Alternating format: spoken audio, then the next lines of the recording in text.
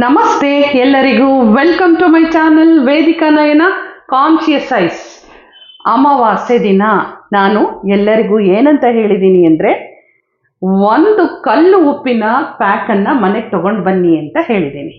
So ಸಾಕಷ್ಟು ಜನ ಅದನ್ನು ಮಾಡಿದ್ದೀರಿ, ಹಾಗೂ ಉತ್ತರನೂ ಎಲ್ಲರಿಗೂ ಸಿಕ್ಕಿದೆ. ಆದರೆ ಗುರುವಾರ ಕಾರ್ತೀಕ ಅಮಾವಾಸ್ಯೆ ಬರ್ತಾ ಇದೆ. ಕಾರ್ತೀಕ ಅಮಾವಾಸ್ಯೆ ಅಂದರೆ ಅವತ್ತು ಕಾರ್ತೀಕ ಮಾಸ ಕಳೆದು ನಾವು ಮಾರ್ಗಶಿರ ಮಾಸಕ್ಕೆ ಹೋಗ್ತೀವಿ.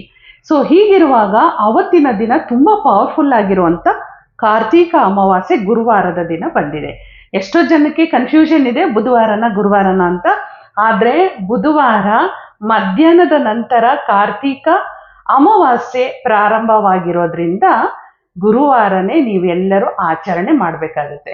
ಸೊ ಇವತ್ತಿನ ದಿನ ನಾನೇನು ಮಾಡಬೇಕು ಅಂತ ಹೇಳ್ತಾ ಇದ್ದೀನಿ ಅಂತ ಹೇಳಿದರೆ, ಗುರುವಾರ ಅಮಾವಾಸ್ಯೆ ದಿನ ನೀವು ಏನು ಮಾಡಬೇಕು ಅಂತ ಹೇಳಿದರೆ, ಒಂದು ಕಲ್ಲು ಉಪ್ಪಿನ ಪ್ಯಾಕನ್ನು ನೀವೇ ಸ್ವತಃ ಹೋಗಿ ತಗೊಂಡು ಮನೆಗೆ ಬರಬೇಕಾಗತ್ತೆ.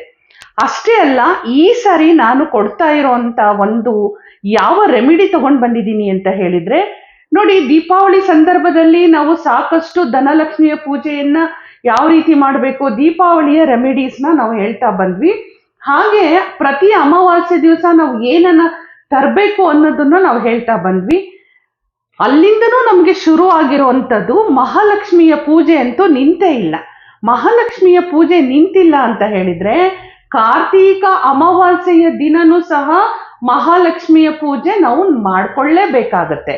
ಇಂಥ ಸಂದರ್ಭದಲ್ಲಿ ನಾವೇನು ಮಾಡಬೇಕು ಅಂತ ಹೇಳಿದ್ರೆ, ನಾನು ಇವತ್ತು ನಿಮಗೆ ತೋರಿಸ್ತಾ ಇರೋವಂಥದ್ದು ಏನು ಅಂತ ಹೇಳಿದರೆ, ಯಾರಿಗೆಲ್ಲ ನಮ್ಮ ಕೈಯಲ್ಲಿ ಹಣಕಾಸು ನಿಲ್ತಾ ಇಲ್ಲ ಅಂತ ಅಂದ್ಕೊಂಡಿರೋವಂಥವ್ರು, ಮನಿ ಟ್ರಾನ್ಸಾಕ್ಷನ್ ಆಗ್ತಾ ಇಲ್ಲ ಅಂತ ಅಂದ್ಕೊಂಡಿರೋರು, ನಮ್ಗೆ ಯಾಕೋ ತುಂಬ ದಾರಿದ್ರತನ ಕಾಡ್ತಾ ಇದೆ ಅಂತ ಅಂದ್ಕೊಂಡಿರೋರು, ಈ ಸಾರಿ ನಾನು ಕೊಡ್ತಾ ಇರೋವಂಥ ರೆಮಿಡಿ ಯಾವುದು ಅಂತ ಹೇಳಿದರೆ, ಒಂದು ನೀವು ಗ್ಲಾಸ್ ಬೌಲಲ್ಲಿ, ಅಂದರೆ ಒಂದು ಪಿಂಗಾಣಿ ಬೌಲ್ ಅಂತ ನಾರು ತಗೊಳ್ಳಿ, ಅಥವಾ ಟ್ರಾನ್ಸ್ಪರೆಂಟ್ ಆಗಿರುವಂಥ ಒಂದು ಗಾಜಿನ ಬೌಲನ್ನು ನೀವು ತಗೊಂಡು ಅದರಲ್ಲಿ ನೀವು ಒಂದು ಹಿಡಿ ಅಕ್ಕಿಯನ್ನು ತುಂಬಬೇಕು. ಅದ್ರ ನಿಮ್ಮದು ಸಣ್ಣದಾದರೂ ತಗೊಳ್ಳಿ, ದೊಡ್ಡದಾದರೂ ತಗೊಳ್ಳಿ, ಅದ್ರ ತುಂಬ ಅಕ್ಕಿಯನ್ನು ತುಂಬಿ, ಅಕ್ಕಿಯಲ್ಲಿ ನೀವು ಏನು ಮಾಡಬೇಕು ಅಂತ ಹೇಳಿದರೆ, ಮೊದಲು ಆ ಒಂದು ಅಕ್ಕಿಗೆ ನೀವು ಅರಿಶಿಣ, ಕುಂಕುಮ, ಚಂದನ, ಕೇಸರಿ ಎಲ್ಲವನ್ನೂ ಹಾಕಿ ಚಕ್ಕೆಯ ಪೀಸ್ಗಳು ಬರುತ್ತೆ,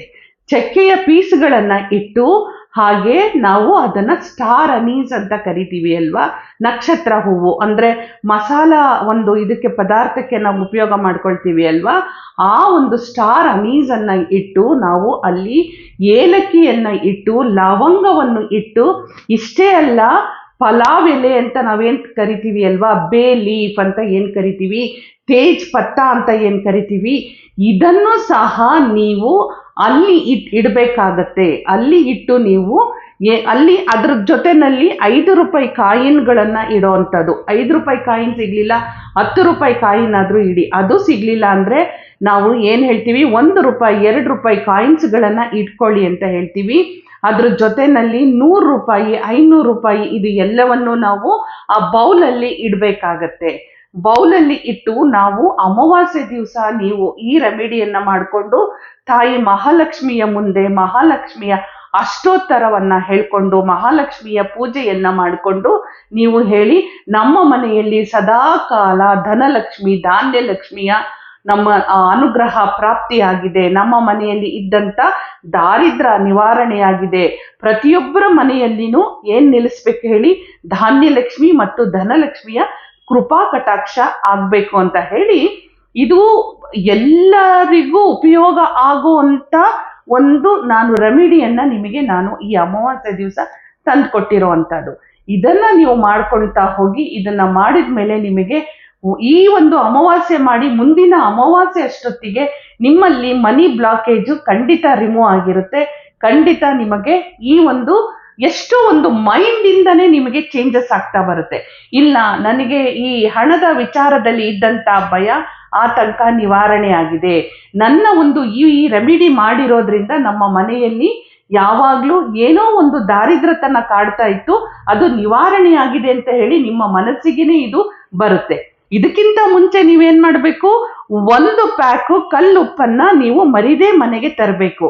ಬರೀ ನಾಳೆ ಅಂದ್ರೆ ಗುರುವಾರ ದಿವಸ ಕಾರ್ತಿಕ ಅಮಾವಾಸ್ಯೆ ಬಂದಿದೆಯಲ್ಲ, ಅವತ್ತಿನ ದಿವಸ ಮಾತ್ರ ಅಲ್ಲ, ಪ್ರತಿ ಅಮಾವಾಸ್ಯೆ ದಿವಸ ನೀವು 1 ಪ್ಯಾಕ್ ಕಲ್ಲುಪ್ಪನ್ನ ನೀವು ಮರೆಯದೇನೆ ಮನೆಗೆ ತಗೊಂಡ್ ಬರ್ತಾ ಮಾಡ್ತಾ ಹೋದ್ರೆ ಸಾಕಷ್ಟು ಬದಲಾವಣೆಗಳು ಆಗತ್ತೆ.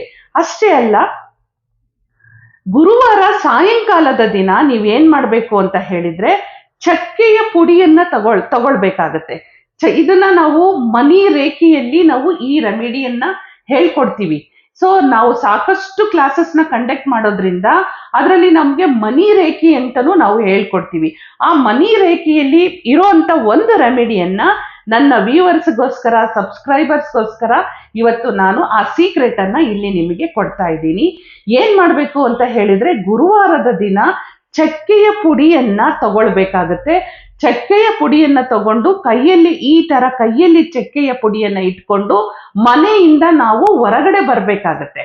ಹೊಸಲಿಂದ ಈಚೆ ಬಂದು ನಮ್ಮ ಎಲ್ಲಾ ಒಂದು ದಾರಿದ್ರ್ಯತನಗಳು ನಿವಾರಣೆಯಾಗಿ ನಮಗೆ ಏನಾಗಬೇಕಾಗಿದೆ, ಯಾವ ವಿಶ್ ಫುಲ್ಫಿಲ್ ಆಗಬೇಕಾಗಿದೆ, ನಮ್ಮ ಮನೆಯಲ್ಲಿ ಸದಾಕಾಲ ನಮಗೆ ಒಂದು ಯಶಸ್ಸು ಸಿಕ್ಕಿದೆ, ಜಯ ಸಿಕ್ಕಿದೆ, ಲಾಭ ಸಿಕ್ಕಿದೆ, ನಮ್ಮ ಮನೆಯಲ್ಲಿ ಇದ್ದಂಥ ಹಣಕಾಸಿನ ವಿಷಯ ನಿವಾರಣೆಯಾಗಿದೆ, ಯಾವಾಗಲೂ ತಾಯಿ ಮಹಾಲಕ್ಷ್ಮಿಯ ಕೃಪಾ ಕಟಾಕ್ಷ ನಮ್ಮ ಮೇಲಿದೆ, ಮನಿ ಟ್ರಾನ್ಸಾಕ್ಷನ್ಸ್ ನಡೀತಿದೆ, ಮನೆಯಲ್ಲಿದ್ದಂಥ ದಾರಿದ್ರ್ಯತನ ಹೊರಗಡೆ ಹೋಗಿ ಮನೆ ಒಳಗೆ ತಾಯಿ ಮಹಾಲಕ್ಷ್ಮಿಯ ಆಗಮನ ಆಗಿದೆ ಅಂತ ಹೇಳಿ ಆ ಚಕ್ಕೆಯ ಪುಡಿಯನ್ನು ನೀವು ಮನೆ ಒಳಗೆ ಉಫ್ ಅಂತ ಹೇಳಿ ಬ್ಲೋ ಮಾಡಿ ಮನೆಯ ಒಳಗೆ ಬರೋ ತರ ಊದಬೇಕಾಗತ್ತೆ. ಸೊ ಇದನ್ನ ನೀವು ಮಾಡ್ತಾ ಹೋಗಿ ಅಮಾವಾಸ್ಯೆ ಸಂದರ್ಭದಲ್ಲಿ ನಿಮಗೆ ಸಾಕಷ್ಟು ಬದಲಾವಣೆ ಆಗುತ್ತೆ.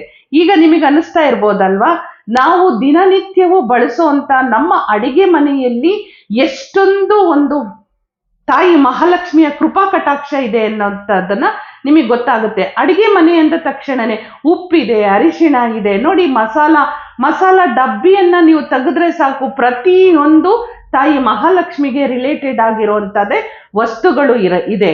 ಸೊ ಇದನ್ನ ನಾವು ಯಾವ ರೀತಿ ಮಾಡ್ಕೋಬೇಕು ಅನ್ನೋದನ್ನ ನಾನು ಡೀಟೇಲ್ ಆಗಿ ಈ ವಿಡಿಯೋದಲ್ಲಿ ತಿಳಿಸ್ಕೊಟ್ಟಿದ್ದೀನಿ.